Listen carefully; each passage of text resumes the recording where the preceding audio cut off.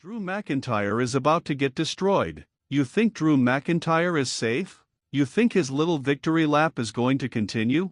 Think again. Because right now, as we speak, Solo Sikoa and the entire Bloodline faction are something so sinister, so absolutely brutal, that the Scottish Warrior might not survive what's coming next. And it's all because Drew made one critical mistake: he put his hands on Jacob Fatu. Let me tell you something that WWE doesn't want you to know. Behind those curtains, there's legitimate heat brewing. This isn't your typical scripted rivalry anymore. Drew McIntyre crossed a line that you simply do not cross in today's WWE, and now he's about to pay the ultimate price.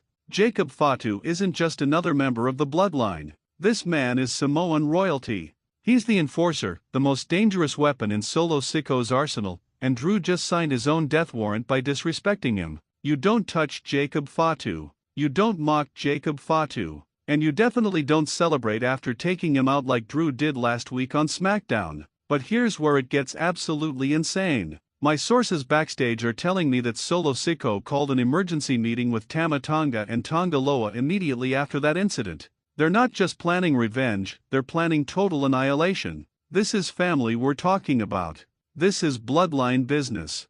And when you mess with one member of the bloodline, you mess with all of them. Drew McIntyre thinks he's untouchable because he's been on this redemption arc. He thinks that just because he's been getting these big wins, just because the crowd is finally behind him again, that he can do whatever he wants. Wrong. Solo Sikoa is not Roman Reigns. He doesn't play mind games. He doesn't wait for the perfect moment. Solo Sikoa is a man of action, and that action is coming for Drew faster than anyone realizes. Let's talk about what really happened last Friday. Drew McIntyre didn't just attack Jacob Fatu in a fair fight. No, he waited until Jacob was distracted, hit him with that devastating Claymore kick, and then stood over his body like some kind of conqueror. He disrespected not just Jacob, but the entire Samoan dynasty. Do you understand the gravity of what that means? In Samoan culture, honor and respect mean everything. It's not just about winning or losing, it's about how you conduct yourself. Drew McIntyre spat in the face of centuries of tradition. He humiliated a Samoan warrior on international television, and now the price must be paid. Solo Sikoa isn't going to let this slide. Tama Tonga isn't going to let this slide. And you better believe that when Jacob Fatu recovers, he's coming back with a vengeance. But here's the really scary part that nobody is talking about. Solo Sikoa has been quietly building the most dominant faction in WWE history. Forget the Shield. Forget DX. Forget Evolution. The new bloodline under Solo's leadership is more ruthless, more aggressive, and more willing to cross lines than any faction we've ever seen before. They don't care about playing by the rules. They don't care about what's fair. They care about one thing and one thing only: dominance. And Drew McIntyre? He just painted the biggest target on his back that we've seen in years. Triple H might be protecting him now, but how long can that last? How long before Solo Sikoa takes matters into his own hands and delivers the kind of street justice that makes headlines for all the wrong reasons? My insider sources are telling me that there have been heated discussions in production meetings. Some people backstage think Drew went too far. Others think this is exactly the kind of edge that WWE needs right now. But everyone agrees on one thing: what's coming next is going to be explosive. Think about Drew's position right now. He's isolated. He doesn't have a stable behind him. He doesn't have backup. Sure, he's got that fighting Scottish spirit, but what good is that when you've got four of the most dangerous Samoans in wrestling history hunting you down? Tama Tonga is a veteran who's seen it all. Tonga Loa is a powerhouse who can break you in half. Jacob Fatu is quite literally the most athletic super heavyweight we've ever seen. And Solo Sikoa? He's the tribal chief who's proven he can lead with an iron fist. Drew McIntyre is walking into a nightmare scenario, and the worst part? He did this to himself. His ego, his pride, his need to prove he's the toughest guy in the room, it all led him to this moment. And now he's going to find out what happens when you disrespect the wrong people. Let me paint you a picture of what's coming. Solo Sikoa doesn't do singles matches when it comes to revenge. He brings the entire family. We're talking about ambushes in parking lots. We're talking about attacks during entrances. We're talking about the kind of brutal, unrelenting assault that leaves careers in shambles. Remember what they did to Kevin Owens? Remember what they did to Cody Rhodes before he finally got back up? Drew McIntyre is about to experience the ×10, And you want to know the craziest part? WWE management might actually be encouraging this.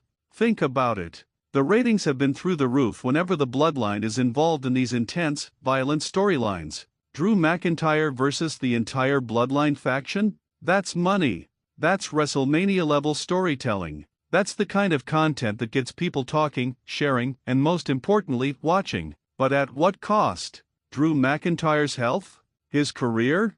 His legacy? Because make no mistake, when Solo Sikoa declares war, people get hurt.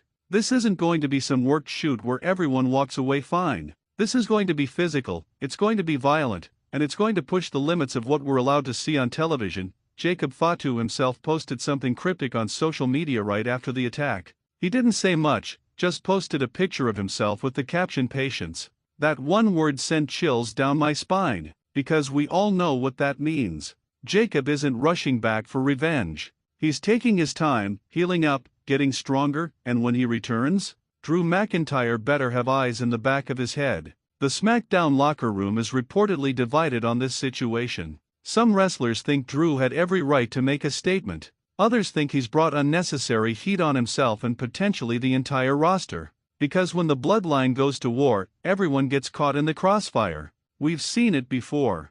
Innocent bystanders getting destroyed just for being in the wrong place at the wrong time. Solo Sikoa gave an interview to WWE's digital team, and his words were chilling. He said, "Drew McIntyre thinks he knows what war looks like. He doesn't. But he's about to learn. That's not a threat, that's a promise. And Solo Sikoa is a man who keeps his promises." Triple H is in a difficult position here. On one hand, Drew McIntyre is one of his top stars, a former WWE champion, someone who's proven his loyalty to the company time and time again. On the other hand, the Bloodline is the hottest act in professional wrestling right now. They're selling merchandise. They're drawing ratings. They're the backbone of SmackDown's success. How do you balance keeping Drew safe with letting this feud reach its full, violent potential? The answer? You don't. You let it play out, you hope nobody gets seriously injured, and you pray that the payoff is worth the risk. Because that's what wrestling is all about in 2025, taking risks, pushing boundaries, and giving fans the kind of content they can't get anywhere else. Drew McIntyre needs to wake up and realize that he's not just fighting wrestlers anymore. He's fighting a movement. The Bloodline represents something bigger than individual egos or championship reigns. They represent family, tradition, and a legacy that spans generations. And Drew just declared war on all of that. What's Drew's endgame here? Does he think he can survive multiple Bloodline members attacking him week after week? Does he think he can outlast their vengeance? Because history tells us a different story. Everyone who's gone to war with the Bloodline has either had to join a counterfaction or get absolutely demolished. Drew McIntyre is too proud to ask for help, which means option 2 is looking more and more likely. The WWE Universe is watching this unfold in real time, and the tension is unbearable. Every week, we're waiting for that moment when the Bloodline strikes. Every entrance Drew makes, every match he's in, every backstage segment, we're all on the edge of our seats wondering when Solo Sikoa is going to give the order. And when that order comes, it's going to be carnage. Pure, unfiltered, unapologetic carnage. Drew McIntyre might be tough, he might be resilient, but even the toughest warriors fall when they're outnumbered and outmatched. This is the kind of storyline that defines careers and creates WrestleMania moments. This is must-see television, and it's only going to get more intense from here. Drew McIntyre's fate is sealed, the only question is how bad is it going to get before this war finally ends.